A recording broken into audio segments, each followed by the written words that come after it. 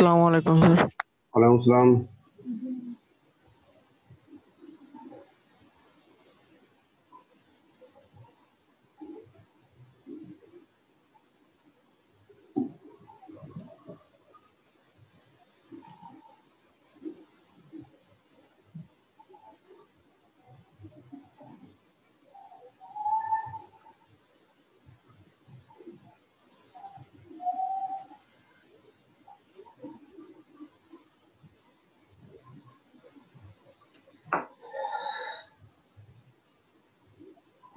আচ্ছা, সবাই ভালো আছো?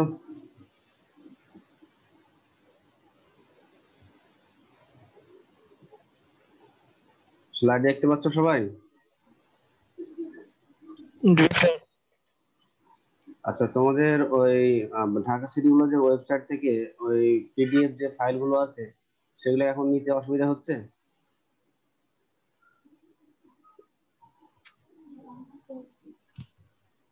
না স্যার।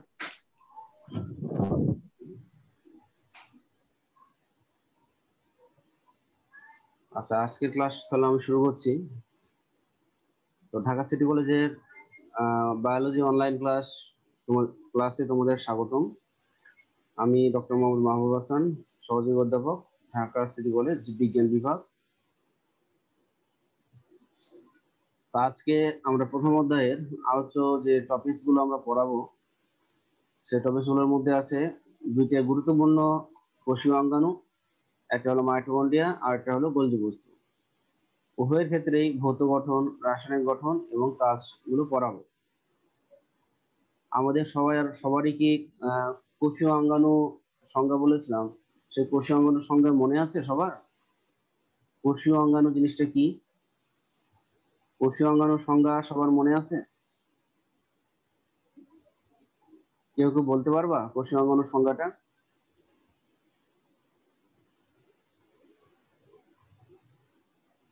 আচ্ছা, আমি আরেকবার রিপিট করছি। কোষীয় অঙ্গাণু হলো যে কোষের। স্যার পারবো। হ্যাঁ, বলো।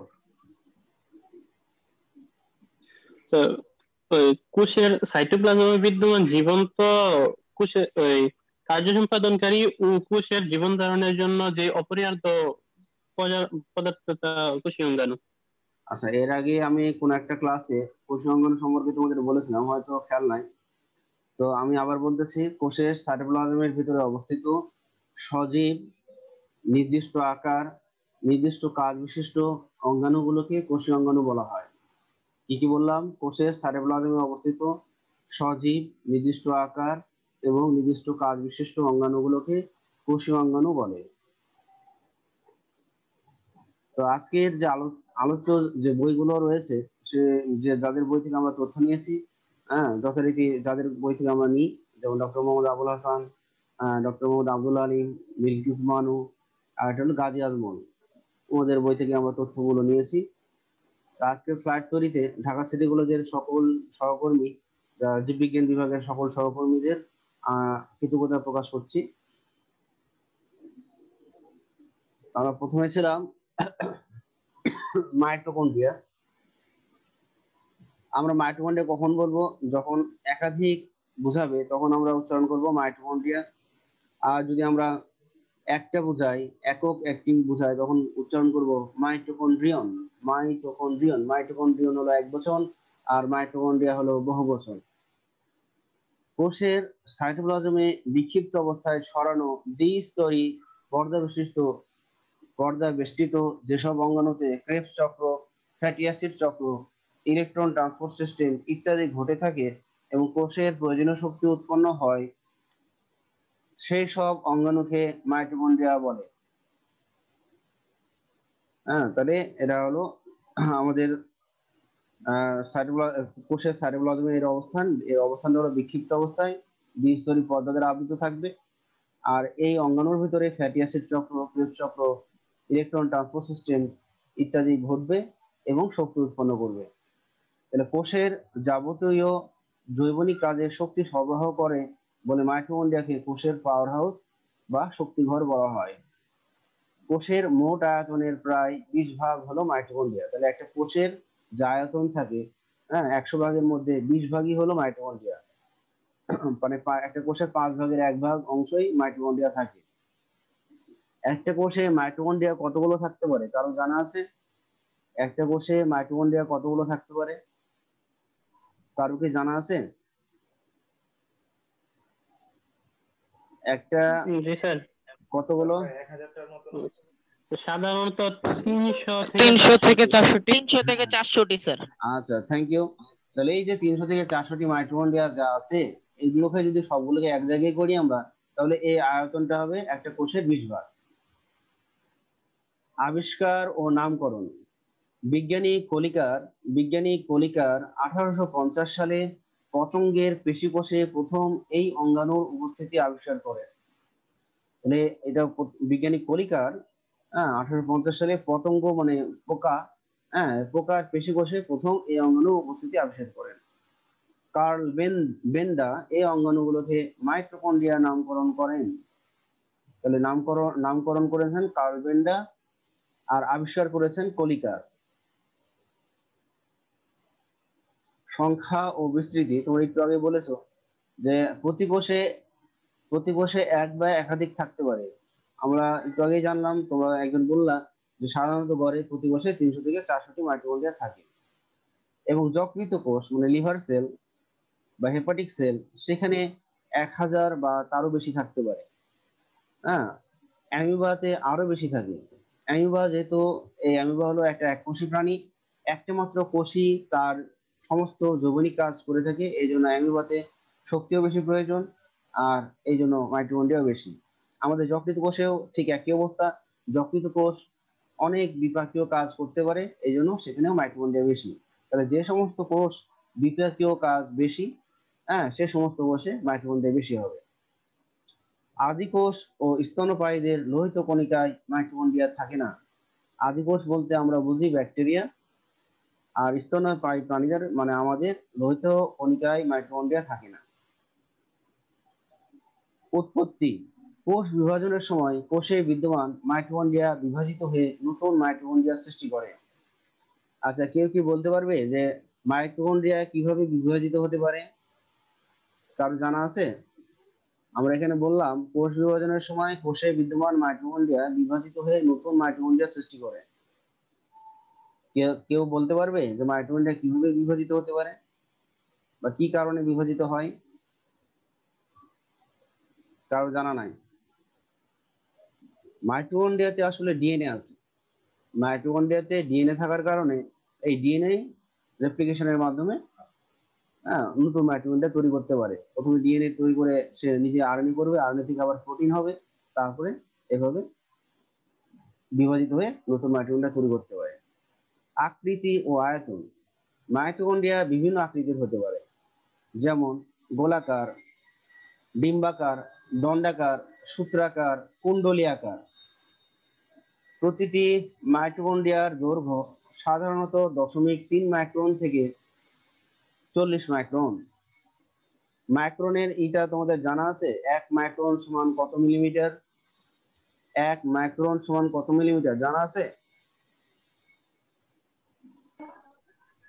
10⁻⁶। হ্যাঁ বলো। 10 to the স্যার power 0.001। না, 10 to 1 the মাইক্রন সমান 10⁻⁻⁴ 1/1000। 1/1000 মানে সহজ কথা 1000 মিলিমিটারের 1 ভাগ ইকুয়াল টু 1 মাইক্রন। ভৌত গঠন মাইটোকন্ড্রিয়ার আমরা এখানে ছবিতে দেখতে পাচ্ছি। বাইরেটা হলো বহিঃঝিল্লি, তারপরে আমরা এই যে অন্তঃঝিল্লি বা অন্তঃঝিল্লি বা যেটাকে আমরা পরবর্তী যেগুলো ভাঁজ হয়ে যায় সেটাকে বলবো ক্রিস্টি।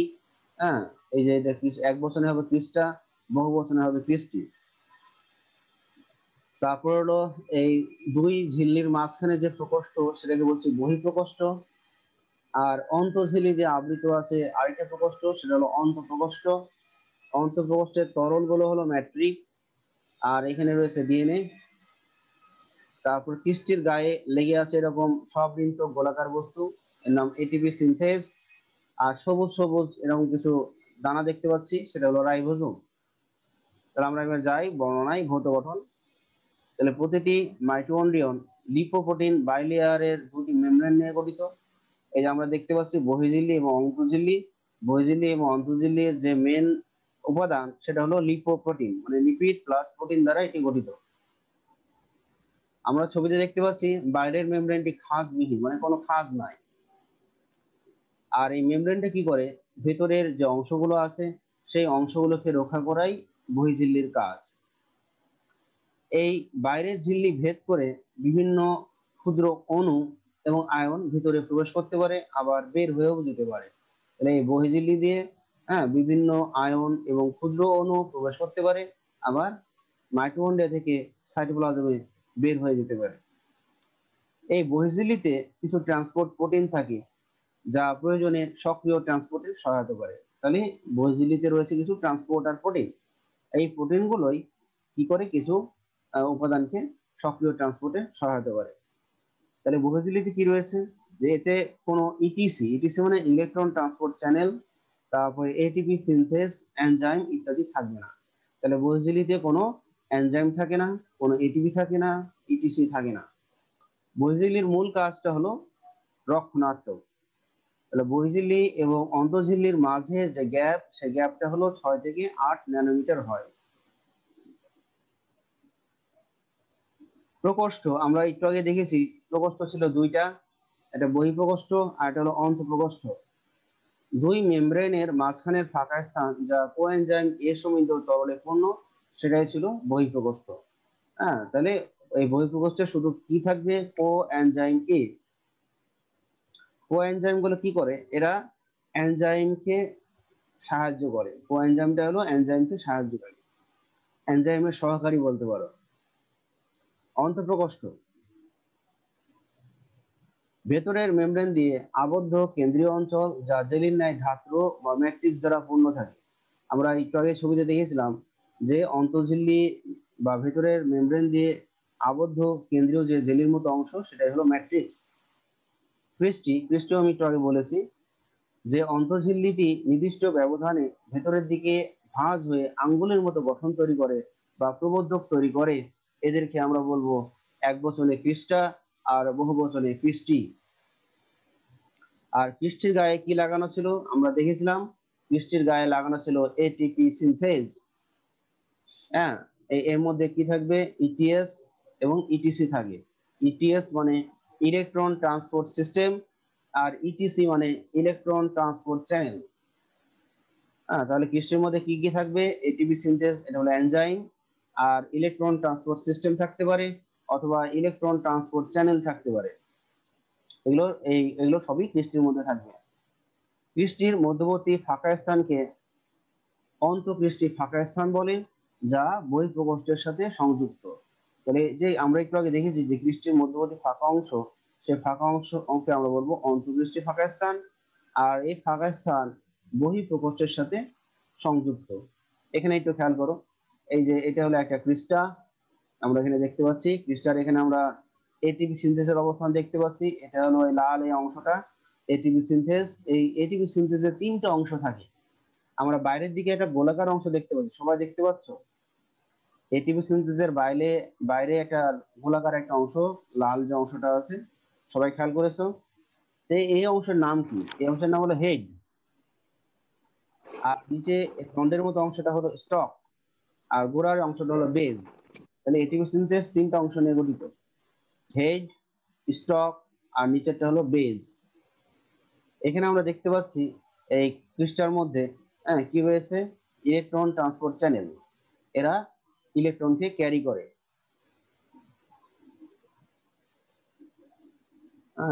এটা আরেকটা আমরা রঙিন ছবি দেখতে পাচ্ছি মাইটোকন্ড্রিয়ার ভৌত গঠনের। তাহলে এই যে রাইবোসোম, ম্যাট্রিক্স, বহির্ঝিল্লি, অন্তঃঝিল্লি, আন্তঃমেমব্রেন ভাগ, তারপর এটি সিনথেসিস, তারপর ক্রিস্টি। এখানে দুইটা দেখা যাচ্ছে, এই জন্য নাম দিয়েছি ক্রিস্টি।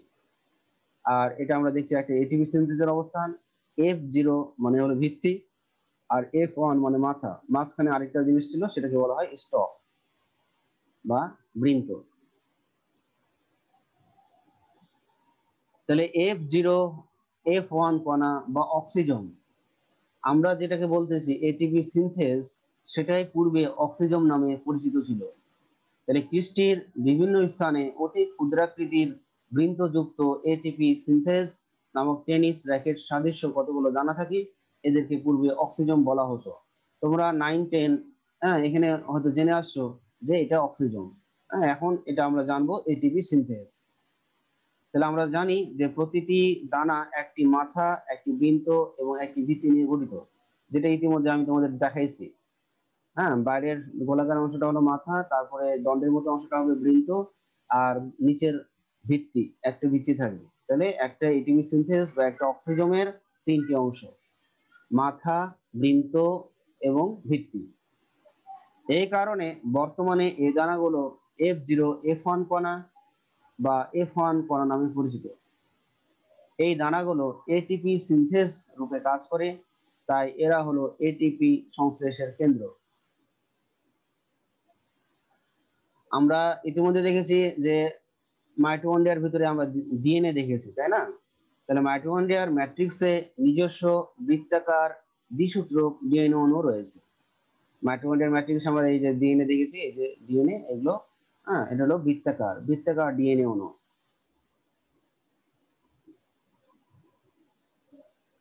যা আদি কোষের ডিএনএ এর অনুরূপ। আদি কোষে যে ডিএনএটা রয়েছে ঠিক অনুরূপ ডিএনএ এখানে বিদ্যমান।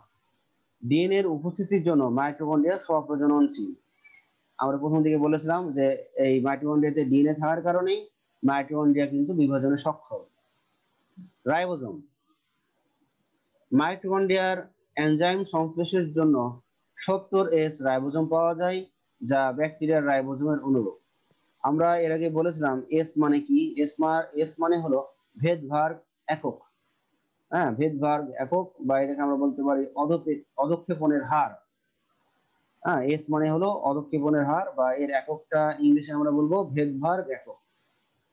তাহলে মাইটোকন্ড্রিয়ার ম্যাট্রিক্সে যে রাইবোজোমটা আছে, সেই রাইবোজোমটা হলো 70 ভেদভার একক বা 70S, যেটা আদি কোষের মতোই। আদি কোষেও কিন্তু এই ধরনের রাইবোজোম রয়েছে।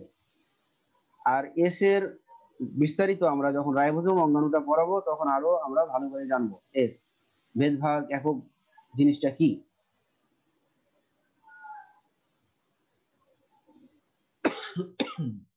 মাইটোকন্ড্রিয়ার রাসায়নিক গঠন। মাইটোকন্ড্রিয়া থেকে যদি পানি অপসারণ করা হয় তাহলে যে শুষ্ক ওজন পাওয়া যাবে, সেই শুষ্ক ওজনের মধ্যে 65 ভাগ থাকবে প্রোটিন, 29 ভাগ থাকবে গ্লিসারাইড সমূহ, 4 ভাগ থাকবে লেসিথিন ও সেফালিন, এবং 2% থাকবে কোলেস্টেরল। তাহলে এখানে এগুলো কিন্তু সবই লিপিড। এই যে 29% বলো, 4% বলো, 2%, মানে 35% ধরে নাও লিপিড, আর 65 ভাগ রয়েছে প্রোটিন। তাহলে যে লিপিড আছে সেই লিপিডের মধ্যে সবচেয়ে বেশি লিপিড থাকবে ফসফোলিপিড, আর বাকি 10 ভাগ যে লিপিড গুলো থাকবে সেগুলোর মধ্যে থাকবে fatty acid, carotenoid, vitamin E এবং কিছু অজৈব পদার্থ। আমরা ইতিমধ্যে জেনে ফেলেছি যে মাইটোকন্ড্রিয়ার ঝিল্লি লিপোপ্রোটিন সমৃদ্ধ।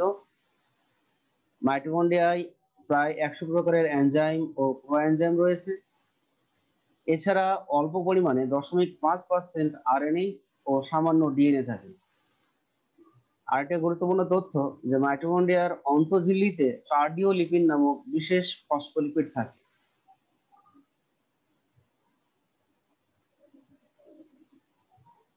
মাইটোকন্ড্রিয়ার কাজ। মাইটোকন্ড্রিয়ার আমরা জানি যে কোষের পাওয়ার হাউস বলা হয়। তাহলে কোষের যাবতীয় কাজের জন্য শক্তি উৎপন্ন ও নিয়ন্ত্রণ করা, শোষণের জন্য প্রয়োজনীয় এনজাইম ও কোএনজাইম প্রভৃতি ধারণ করা, গ্লাইকোলাইসিস ছাড়া শোষণের বিভিন্ন পর্যায় ক্রেবস চক্র, ইটিএস, অক্সিডেটিভ ফসফোরাইলেশন সম্পন্ন করা, নিজস্ব ডিএনএ আরএনএ উৎপন্ন করা এবং বংশগতিতে ভূমিকা রাখা, প্রোটিন সংশ্লেষ ও স্নেহ বিপাকে সাহায্য করা। এরা ক্যালসিয়াম, পটাশিয়াম প্রভৃতি পদার্থের সক্রিয় পরিবহনে সক্ষম, শুক্রাণু ও ডিম্বাণু গঠনে অংশ নেওয়া, রক্তকণিকা ও হরমোন উৎপাদনে সাহায্য করা, কোষের পূর্ব নির্ধারিত মৃত্যু প্রক্রিয়া নিয়ন্ত্রণ করা, এটাকে বলা হয় অ্যাপোপ্টোসিস। এতে বিভিন্ন ধরনের ক্যাটায়ন যেমন ক্যালসিয়াম, সালফার, আয়রন, ম্যাঙ্গানিজ ইত্যাদি সঞ্চিত রাখা। তাহলে আমরা মাইটোকন্ড্রিয়ার ভৌত গঠন, রাসায়নিক গঠন এবং কাজ শেষ করলাম। মাইটোকন্ড্রিয়া সম্পর্কে কোনো বিষয় জানার থাকলে বলো, কারণ আমরা আবার আরেকটা অঙ্গাণুতে চলে যাব। তাহলে মাইটোকন্ড্রিয়ার সম্পর্কে কোনো কিছু জানার থাকলে বলতে পারো। স্যার মাইটোকন্ড্রিয়ার ওই বিভাজনের আলাদা একটা উপায় বললেন স্যার, এটা কি হ্যাঁ, মানে কোষ বিভাজনের মাইটোকন্ড্রিয়াতে, সময় হ্যাঁ মাইটোকন্ড্রিয়াতে এই যে আমরা কি দেখতে পাচ্ছি, ডিএনএ দেখতে পাচ্ছি না? হ্যাঁ হ্যাঁ, এই যে ডিএনএ থাকার কারণে ডিএনএ কি করার ক্ষমতা রয়েছে? রেপ্লিকেশন। ডিএনএ কি করার ক্ষমতা রয়েছে? রেপ্লিকেশন, মানে একটা ডিএনএ আরেকটা ডিএনএ তৈরি জি করতে স্যার। পারে, একটা ডিএনএ আরেকটা ডিএনএ তৈরি করতে পারে। আর এই ডিএনএ রেপ্লিকেশনের মাধ্যমে ডিএনএ তৈরি করে, ডিএনএ আবার ট্রান্সক্রিপশনের মাধ্যমে তোমার আরএনএ তৈরি করে। কি তৈরি করে? আরএনএ। ডিএনএ আরএনএ তৈরি করে।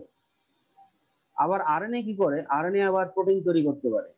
তো এইভাবে দেখা গেলো যে যে কোষের যে অন্যান্য যে গঠনগুলো রয়েছে, কোষের বলছি, মাইটোকন্ড্রিয়ার যে অন্যান্য অংশগুলো রয়েছে, এগুলো আবার অনুরূপ ওই জিনিস তৈরি করতে পারে। ঠিক আছে, এই আরএনএ গুলো পরে রাইবোজোম তৈরি করতে পারে। এই আরএনএ গুলো হয়তো মাইটোকন্ড্রিয়ার যে অন্যান্য যে অংশগুলো রয়েছে, এটিপি সিনথেজ, এর সবই তৈরি করতে পারবে। আরএনএ যখন প্রোটিন তৈরি করবে, প্রোটিন তখন এগুলো সব তৈরি করে দিবে। এইভাবে একটা মাইটোকন্ড্রিয়া দুইটা মাইটোকন্ড্রিয়া তৈরি করতে পারবে। তাহলে এই যে সমস্ত অঙ্গাণুর মধ্যে তোমার ডিএনএ থাকবে, তারাই মূলত আরেকটা অঙ্গাণু তৈরি করতে পারে। তাহলে মেন হলো ডিএনএ। ডিএনএর কারণে এগুলো সম্ভব।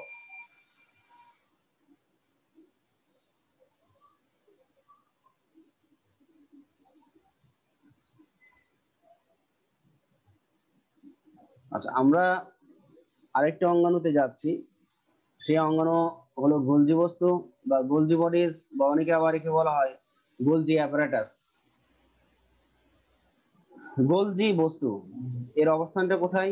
নিউক্লিয়াসের কাছাকাছি অবস্থিত এবং দ্বিস্তর বিশিষ্ট একক পর্দা বা ঝিল্লি বেষ্টিত চ্যাপ্টা থলির মতো ক্ষুদ্র গহ্বরের মতো যেসব সাইটোপ্লাজমিক অঙ্গাণু পরস্পর সমান্তরালে থাকে, তাদের গোলজি বস্তু বলে। তাহলে এদের অবস্থান আমরা দেখেছি যে নিউক্লিয়াসের খুব কাছে থাকবে, এবং এরাও কিন্তু দ্বিস্তরী পর্দা বেষ্টিত। এবং এগুলো দেখতে অনেকটা চ্যাপ্টা থলির মতো বা ক্ষুদ্র গহ্বরের মতো। এবং এরা পরস্পর সমান্তরালে থাকে। আবিষ্কার ও নামকরণ। ইতালির স্নায়ুতত্ত্ববিদ ক্যামিলো গোলগি 1898 সালে প্রথম পেঁচা ও বিড়ালের স্নায়ুকোষে এটি দেখতে পান। তাহলে ক্যামিলো গোলগি থেকেই তার নামকরণ হয়েছে কিন্তু গোলগি। প্রথমে পেঁচা এবং পরে বিড়ালের স্নায়ুকোষে গোলগি বস্তু দেখতে পান। তার নাম অনুসারে পরবর্তীতে এই অঙ্গাণুর নাম রাখা হয়েছে গোলগি বডি। তাহলে গোলগি বস্তুর সিনোনিম বা বিভিন্ন নাম কি কি নাম দেখতে পাচ্ছি? গোলজি কমপ্লেক্স, গোলজি অ্যাপারেটাস, ডিকটিওজোম, ইডিওজোম, লিপোকন্ড্রিয়া ইত্যাদি। গোলজি বস্তুকে কোষের ট্রাফিক পুলিশ, প্যাকেজিং কেন্দ্র বলা হয়। তাহলে কেন ট্রাফিক পুলিশ বা কেন প্যাকেজিং কেন্দ্র বলা হয় পরে আসতেছি আমরা, এটা কেন বলা হয় পরে বলবো। উৎপত্তি। মসৃণ এন্ডোপ্লাজমিক রেটিকুলাম, স্নার এবং নোভিকভ 1962 সালে, এবং বা নিউক্লিয়ার মেমব্রেন বচ 1965 সালে, প্লাজমা মেমব্রেন ড্যানিয়েলি 1964 থেকে উৎপন্ন হয়। তাহলে ধারণা করা হয় মসৃণ এন্ডোপ্লাজমিক রেটিকুলাম থেকে, নিউক্লিয়ার মেমব্রেন থেকে, অথবা কোষঝিল্লি থেকে এদের উৎপত্তি হয়েছে। বিভিন্ন সময় বিভিন্ন বিজ্ঞানী এগুলো ধারণা দিয়েছে যে মসৃণ এন্ডোপ্লাজমিক জালিকা মানে সবাই বুঝো কোনগুলো মসৃণ এন্ডোপ্লাজমিক জালিকা? কারো জানা আছে? যে এন্ডোপ্লাজমিক জালিকায় কি থাকবে না? রাইবোজোম। রাইবোজোম সংযুক্ত থাকবে। রাইবোজোম। রাইবোজোম থাকবে না। হ্যাঁ, থ্যাংক ইউ। গোল। এবার আসছি আমরা অবস্থান ও বিস্তৃতি। গোলজি বস্তু প্রাণী কোষের সাইটোপ্লাজমে নিউক্লিয়ার মেমব্রেনের কাছাকাছি দলবদ্ধভাবে এবং উদ্ভিদ কোষের সাইটোপ্লাজমে কিছুটা বিক্ষিপ্তভাবে অবস্থান করে। তাহলে গোলজি বস্তু প্রাণী কোষের ক্ষেত্রে নিউক্লিয়াসের কাছাকাছি থাকবে, কিন্তু উদ্ভিদ কোষে গোলজি বস্তু বিক্ষিপ্তভাবে সাইটোপ্লাজমে অবস্থান করবে। প্রকৃত কোষের মধ্যে ছত্রাক, পরিণত সিবনল, মশ ও ফার্নের শুক্রাণু এবং স্তন্যপায়ীদের লোহিত কণিকায় গোলজি বস্তু থাকে না।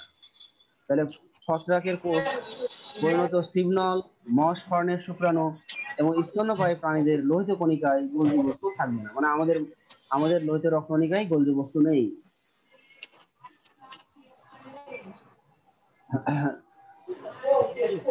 গোলজি বস্তুর ভৌত গঠন। গোলজি বস্তুকে 3 ধরনের গঠনগত উপাদানে আমরা দেখতে পারি। প্রথমটাই হলো সিস্টার্নি। আমরা এখানে দেখতে পাচ্ছি। হ্যাঁ, বহু বচনে হলো সিস্টার্নি আর এক বচনে হবে সিস্টার্না। তাহলে এখানে আমরা কয়টা সিস্টার্নি দেখতে পাচ্ছি? 1 2 3 4 5, 5টা সিস্টার্নি দেখতে পাচ্ছি। তাহলে এগুলো এর গঠনগুলো কেমন? এরা পাতলা, ঝিল্লি বেষ্টিত, লম্বা, চ্যাপ্টা, চৌবাচ্চা আকৃতির বা সরু নালিকার মতো অংশ। আর এগুলো পরস্পর সমান্তরাল ভাবে এবং কিছুটা বাঁকানো অবস্থায় থাকে। সিস্টার্নি স্তূপাকারে বা গাদা সৃষ্টি করে অবস্থান করে। আমরা এখানে দেখতে পাচ্ছি একটা সিস্টার্নার উপরে আরেকটা সিস্টার্না এভাবে একটা গাদা বা স্ট্যাক করে অবস্থান করছে এবং প্রতিটি স্ট্যাক বা প্রতিটি গাদায় প্রায় 3 থেকে 8টি সিস্টার্নি থাকে। আমাদের ছবিতে এখানে দেওয়া আছে, উপরের ছবিতে দেওয়া আছে কয়টা? 5টা, আর নিচের ছবিতে দেওয়া আছে 6টা। খেয়াল করো সবাই। তাহলে সিস্টার্নি উপরের ছবিতে দেওয়া আছে 5টা, আর নিচের ছবি যেটা দেওয়া আছে সেখানে সিস্টার্নি আছে 6টা। সবাই বুঝতে পেরেছো? সিস্টার্নির স্তূপের আর যে সবাইকে অংশটি মিউট করতে প্লাজমা বলেন। মেমব্রেনের কাছাকাছি থাকবে তাকে ট্রান্সফেস এবং কোষের কেন্দ্রের দিকের অংশকে সিস ফেস বলে। তাহলে সিস্টার্নির যে অংশটি প্লাজমা মেমব্রেনের কাছে মানে বাইরের দিকে যে অংশটি থাকবে সেটাকে আমরা বলবো ট্রান্সফেস, এবং কেন্দ্রের যে সিস্টার্নি বা যেটা হলো কেন্দ্রের দিকে থাকবে সেটাকে আমরা বলবো সিস ফেস। তাহলে ট্রান্সফেস আর এটা হলো সিস ফেস। এই যে এখানে একটু খেয়াল করো, এই যে এখানে আমরা ছবিতে বুঝতে পারছি, এই যে নিচের দিকে খেয়াল করো, এটা হলো কোষ ঝিল্লি। তাহলে এই কোষ ঝিল্লির কাছাকাছি এটা হলো সিস্টার্নি, তাহলে এই সিস্টার্নিকে আমরা বলবো কি? এটা কার কাছাকাছি আছে? কোষ ঝিল্লির কাছাকাছি, এটাকে বলবো ট্রান্সফেস। আর এটা হলো কেন্দ্রের দিকে আছে, এটা হলো কেন্দ্রের দিকে আছে, এই অংশটাকে আমরা বলবো সিস ফেস। তাহলে গাদায় অবস্থান অনুযায়ী সিস্টার্নি সমূহের 3 রকমের নামকরণ করা হয়ে থাকে। প্রথমটা হলো ট্রান্সসিস্টার্না, মিডিয়াল সিস্টার্নি, সিস সিস্টার্না।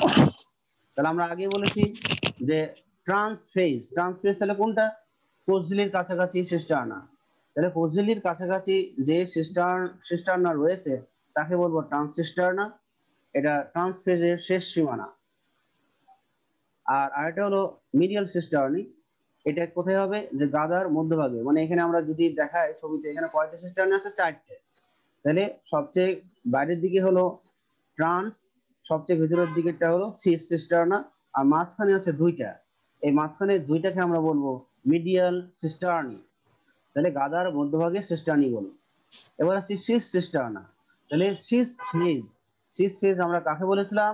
সিস ফেজ বলেছিলাম যে কেন্দ্রের দিকে যে গোলজি বস্তুর অংশগুলো রয়েছে বা সিস্টার্না গুলো রয়েছে সেই ফেজটাকে বলবো সিস ফেজ, এবং সেখানে অবস্থানকারী সিস্টার্নাকে বলবো সিস সিস্টার্না। সবগুলো সংগঠন ইন্টার সিস্টার্নাল বস্তু দিয়ে একসাথে সংঘবদ্ধ অবস্থায় থাকে। তাহলে তিন অংশে 3 ধরনের এনজাইম থাকে, এদের কাজও 3 ধরনের। তাহলে ট্রান্সসিস্টার্নাই, মিডিয়াল সিস্টার্নি, সিস সিস্টার্নাই 3 ধরনের এনজাইম থাকবে এবং এদের কাজও 3 ধরনের হবে। তাহলে আমরা কি এই অংশগুলো সবাই বুঝতে পেরেছি যে trans cisterna, cis cisterna, medial cisternae, trans face, cis face, এগুলো কি সবাই বুঝেছি?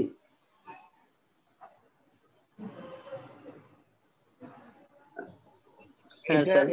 এটা বোঝার পরে আমি পরবর্তীতে যাব। আমরা কি এগুলো সব বুঝেছি? সিস ফেজ, ট্রান্সফেজ, গোলজি বস্তুর সিস ফেজ ট্রান্সফেজ বলতে কি বুঝি? কেউ কি অ্যান্সার দিতে চাও? গোলজি বস্তুর সিস ফেজ হ্যাঁ স্যার, বুঝতে পারছি। ট্রান্সফেজ কাকে বলে? হ্যালো। হ্যাঁ বলো। গোলজি বস্তুর সিস ফেজ এবং ট্রান্সফেজ কাকে বলে? কেউ অ্যান্সার দিতে চাও? আমি আবার জিনিসটা বোঝাচ্ছি। তাহলে গোলজি বস্তুর সিস ফেজ কোনটা? গোলজি বস্তুর যে সিস্টার্নার অংশগুলো কেন্দ্রের দিকে থাকবে সেই ফেজটাকে বলবো সিস ফেজ। আবার গোলজি বস্তুর যে সিস্টার্না গুলো কোষঝিল্লির কাছাকাছি থাকবে তাকে বলবো ট্রান্সফেজ। সিস ফেজে অবস্থানকারী সিস্টার্নাকে সিজ সিস্টার্না এবং ট্রান্স ফেজে অবস্থানকারী সিস্টার্নাকে ট্রান্স সিস্টার্না বলা হয়। এবং সিজ সিস্টার্না এবং ট্রান্স সিস্টার্নার মাঝখানের সিস্টার্নি গুলোকে মিডিয়াল সিস্টার্নি বলে। আমাদের এখানে ছবিতে দেওয়া আছে দুইটি মিডিয়াল সিস্টার্নি। আচ্ছা, এবার আমরা আসছি এন্ডোপ্লাজমিক রেটিকুলামে উৎপাদিত দ্রব্যাদির ঝিল্লিবদ্ধ ভেসিকল কে আমরা বলবো ট্রানজিশন ভেসিকল। মানে এই যে এইটা এখানে আমরা এখানে দেখতে পাচ্ছি, এখানে এন্ডোপ্লাজমিক জালিকা, উপরে আছে অমসৃণ জালিকা, নিচে আছে মসৃণ জালিকা। তাহলে এই এন্ডোপ্লাজমিক জালিকা এক ধরনের দ্রব্য ঝিল্লিবদ্ধ ভেসিকল উৎপন্ন করে, ঝিল্লিবদ্ধ ভেসিকল উৎপন্ন করে। আর এই ভেসিকলকে বলবো ট্রানজিশন ভেসিকল। এটা হলো ভেসিকল, এই ভেসিকলটাই এখানে আমরা দেখতে পাচ্ছি ট্রানজিশন ভেসিকল। তাহলে ট্রানজিশন ভেসিকলের উৎপত্তি এন্ডোপ্লাজমিক জালিকা থেকে। এই ট্রানজিশন ভেসিকল পরবর্তীতে কোথায় যাবে? সিজ সিস্টার্না হয়ে তারপরে যাবে। সিজ সিস্টার্না কোন ফেজে ছিল? সিজ সিস্টার্না ছিল সিজ ফেজে। ঠিক আছে, সিজ সিস্টার্না হয়ে যাবে কোথায়? মিডিয়াল সিস্টার্নিতে। কোথায় যাবে? মিডিয়াল সিস্টার্নি। সাবধানতা কি বলো?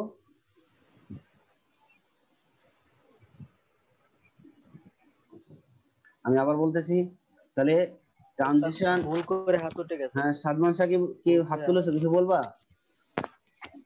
বলতেছি স্যার, রোল লিখতে গিয়ে হাত উঠে গেছে। আচ্ছা আচ্ছা, তাহলে আমরা এখানে যেটা বলছিলাম যে এন্ডোপ্লাজমিক জালিকা থেকে যে ঝিল্লিবদ্ধ ভেসিকল উৎপন্ন হয় সেই ভেসিকলকে বলছি ট্রানজিশন ভেসিকল। ট্রানজিশন ভেসিকল প্রথমে যাবে সিস সিস্টার্নাই, সিস সিস্টার্না থেকে যাবে মিডিয়াল সিস্টার্না, মিডিয়াল সিস্টার্না থেকে যাবে ট্রান্স সিস্টার্না। ঠিক আছে, এবং ট্রান্স সিস্টার্না হয়ে এরা এখান থেকে যখন এই ভেসিকল গুলো বেরোবে সেই ভেসিকলকে বলবো সেক্রেটরি ভেসিকল। কি ভেসিকল? সেক্রেটরি ভেসিকল। এগুলো সবই হলো সেক্রেটরি ভেসিকল।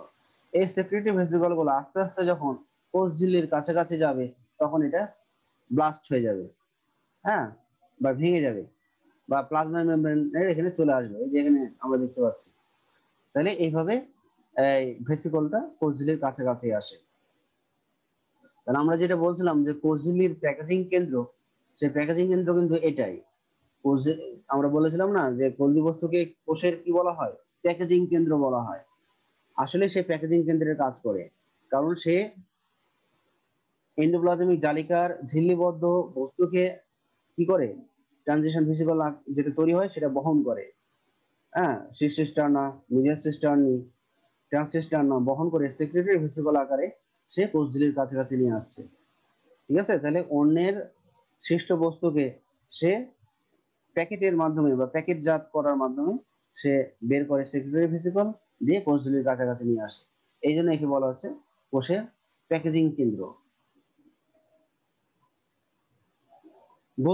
গোলজি বস্তুর ভৌত গঠন, কারণ আমরা এক নম্বর আমরা এখানে পড়লাম কি?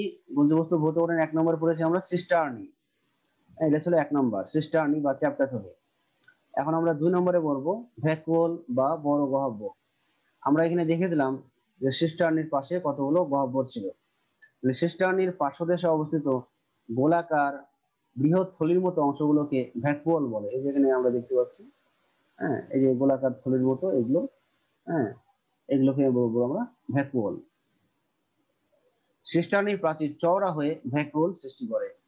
তাহলে সিস্টার্নির প্রাচীর গুলোই চওড়া হয়ে ভ্যাকুওল তৈরি করে।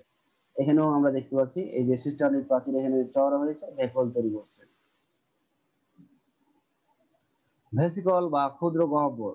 ট্রান্স সিস্টার্নার নিচের দিকে যে ক্ষুদ্র ক্ষুদ্র গোলাকার থলির মতো বস্তুগুলো সংলগ্ন থাকে তাদের ভেসিকল বলে। এগুলো পৃথক পৃথক বা দলবদ্ধ থাকতে পারে। এগুলোর ভিতরে ক্ষরণ বস্তু থাকে। আমরা এখানে দেখেছিলাম এই যে এগুলো সেই ভেসিকল। হ্যাঁ, এখানে কি নামে ডাকা হচ্ছে? Secretory vesicle. এরা এই সিক্রেটরি ভেসিকল বা ভেসিকল এরা কি করে? কিছু বস্তু ক্ষরণ করতে পারে। গোলজি বস্তুর রাসায়নিক গঠন। গোলজি বস্তুর আবরণী লিপোপ্রোটিন নির্মিত। মানে লিপিড এবং প্রোটিন দিয়ে গঠিত। এর শুষ্ক ওজনের 60 ভাগই থাকে প্রোটিন এবং 40 ভাগ থাকে ফসফোলিপিড। এতে সামান্য পরিমাণে fatty acid, vitamin K, C এবং ক্যারোটিনয়েড থাকে। বিভিন্ন ধরনের এনজাইম দ্বারা এদের থলিগুলো পূর্ণ থাকে। গুরুত্বপূর্ণ এনজাইমগুলোর মধ্যে এডিপিএস, এটিপিএস, সিটিপিএস, টিটিপিএস, এনএডিএইচ, সাইটোক্রোম ও গ্লুকোজ 6 ফসফেট।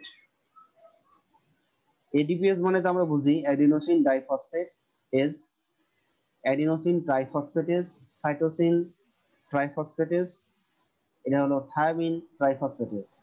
এনএডিএস মানে নিকোটিনামাইড অ্যাডেনিন, নিকোটিন ডাইনিউক্লিওটাইড, এটা হলো হাইড্রোজেন।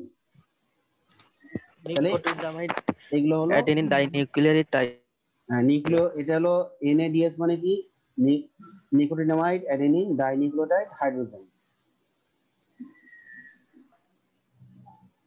গোলজি বস্তুর কাজ: হরমোন সহ বিভিন্ন বিভিন্ন বিপাকীয় দ্রব্য ক্ষরণ ও নিঃসরণ করে, কোষ প্রাচীর ও প্লাজমা মেমব্রেন গঠনে সাহায্য করে, লাইসোজোম তৈরি করে, শুক্রাণু গঠনের সময় অ্যাক্রোজোম উৎপাদনে সাহায্য করে, প্রোটিন ও ভিটামিন সি সঞ্চয় করে, মাইটোকন্ড্রিয়ায় এটিপি সৃষ্টির জন্য প্রয়োজনীয় এনজাইম তৈরি করে, কোষ বিভাজনের সময় কোষ প্লেট তৈরি করে। উদ্ভিদ কোষে গোলজি বস্তুর প্রধান কাজ বিভিন্ন পলিস্যাকারাইড সংশ্লেষণ ও পরিবহনে অংশগ্রহণ। তাহলে আমরা এখানে আরেকটু বুঝি, উদ্ভিদ কোষে গোলজি বস্তুর প্রধান কাজ হলো বিভিন্ন পলিস্যাকারাইড সংশ্লেষণ ও পরিবহনে অংশগ্রহণ। তাই উদ্ভিদ কোষে গোলজি বস্তুকে কার্বোহাইড্রেট ফ্যাক্টরি বলা হয়। হ্যাঁ, এখানে গোলজি বস্তু উদ্ভিদ কোষের ক্ষেত্রে অনেক কার্বোহাইড্রেট সংশ্লেষণ করতে পারে এবং সেগুলো পরিবহনে অংশগ্রহণ করে। এই জন্য আমরা একটু আগে বলেছিলাম যে গোলজি বস্তুকে কার্বোহাইড্রেট ফ্যাক্টরি বলা হয়। তাহলে গোলজি বস্তুকে দুইটা নাম বলা হচ্ছে, একটা কার্বোহাইড্রেট ফ্যাক্টরি আর এটাকে বলা হচ্ছে কোষের প্যাকেজিং সেন্টার। অপ্রোটিন জাতীয় পদার্থের সংশ্লেষণ ঘটায়। গোলজি বস্তু অপ্রোটিন জাতীয় পদার্থের সংশ্লেষণ ঘটায়। আচ্ছা, এখানে আমরা গত ক্লাসে পড়েছিলাম, যখন আমরা পড়েছিলাম সেল ওয়াল, কোষ প্রাচীর পড়েছিলাম, তখন কিন্তু আমরা বলেছিলাম যে গোলজি বস্তু থেকে আসা কিছু উপাদান আর সাইটোপ্লাজম থেকে আসা ফ্রাগমোপ্লাস্ট কি তৈরি করে? কোষ প্রাচীর তৈরি করে। তো এখন বলো তাহলে গোলজি বস্তু থেকে কোনো কিছু জানার থাকলে বলো। গোলজি বস্তু থেকে অ্যাক্রোজোমটা কি? ও অ্যাক্রোজোম, অ্যাক্রোজোমটা কি? ও অ্যাক্রোজোম ওটা হলো কি, যে শুক্রাণু যখন আমরা পড়বো, শুক্রাণুর যে নিউক্লিয়াস আছে, তো শুক্রাণুর নিউক্লিয়াস, শুক্রাণুতে যে নিউক্লিয়াসটা থাকে সে নিউক্লিয়াসটা কিন্তু অনেক বড়, আর মানে প্রায় শুক্রাণু 90% জায়গা দখল করে রাখে শুক্রাণুর নিউক্লিয়াস। তো গোলজি বস্তু কি করে, সেই নিউক্লিয়াসের ঠিক অগ্রভাগে, শুক্রাণু কিন্তু তিনটা অংশ, মাথা, তারপর মধ্যখণ্ড আর একটা হলো লেজ। তো মাথার মধ্যে থাকে হলো শুক্রাণু, আর শুক্রাণুর অগ্রভাগে গোলজি বস্তু একটা উপাদান তৈরি করবে যার নাম হলো অ্যাক্রোজোম। তাহলে শুক্রাণুর যে মস্তক রয়েছে, মস্তকে রয়েছে নিউক্লিয়াস, আর নিউক্লিয়াসের সামনে বা অগ্রভাগে গোলজি বস্তু কি তৈরি করে? অ্যাক্রোজোম। অ্যাক্রোজোমে থাকে হলো তোমার এনজাইম। অ্যাক্রোজোমে কি থাকবে? এনজাইম। শুক্রাণু যখন ডিম্বাণুকে নিষিক্ত করতে যাবে, তখন ডিম্বাণুর যে প্রাচীর রয়েছে সেই প্রাচীরকে বিগলিত করতে এই এনজাইম কাজ করে। তাহলে অ্যাক্রোজোমটা থাকবে শুক্রাণুর মস্তকের নিউক্লিয়াসে থাকবে। তাহলে সেই অ্যাক্রোজোম উৎপাদন করবে কে? আসলে গোলজি বস্তু। হ্যাঁ, আর কারো কোনো প্রশ্ন? স্যার, ট্রাফিক পুলিশ কেন বলা হয়? ট্রাফিক, ওই যে ট্রাফিক পুলিশ বলা, ট্রাফিক পুলিশ এই কারণে বলা হচ্ছে, এই যে এখানে আমরা দেখলাম না যে ট্রাফিক কি করে, রোডের গাড়িগুলোকে গাইডলাইন করে, হ্যাঁ, রোড ফাঁকা করে দেয় বা রোডকে নিয়ন্ত্রণ করে, তাই না? তো একে আমরা কি বলছি, যে অমসৃণ জালিকা বা মসৃণ জালিকার যে ভেসিকল গুলো আছে সেগুলোকে গাইডলাইন করছে গোলজি বস্তু। আর গোলজি বস্তু এই গাইডলাইন করে, সে নির্দিষ্ট মেকানিজমের মাধ্যমে সে এটা সেক্রেটারি ভেসিকল আকারে কোষঝিলির কাছাকাছি নিয়ে আসছে। এই জন্য একে আমরা বলবো ট্রাফিক পুলিশ, মানে এই ট্রানজিশন ভেসিকলকে গাইড করে সে কোষঝিলির কাছে নিয়ে আসলো, একে এই জন্য ট্রাফিক পুলিশ বলা হয়। তো ক্লাস প্রায় শেষ পর্যায়ে, তোমরা চ্যাট বক্সে ভালো করে নাম রোল লিখে দিবা, অনেকেই লেখো না ঠিক মতো। আজকের মতো এখানে ক্লাস শেষ করছি। হ্যাঁ, খোদা হাফেজ।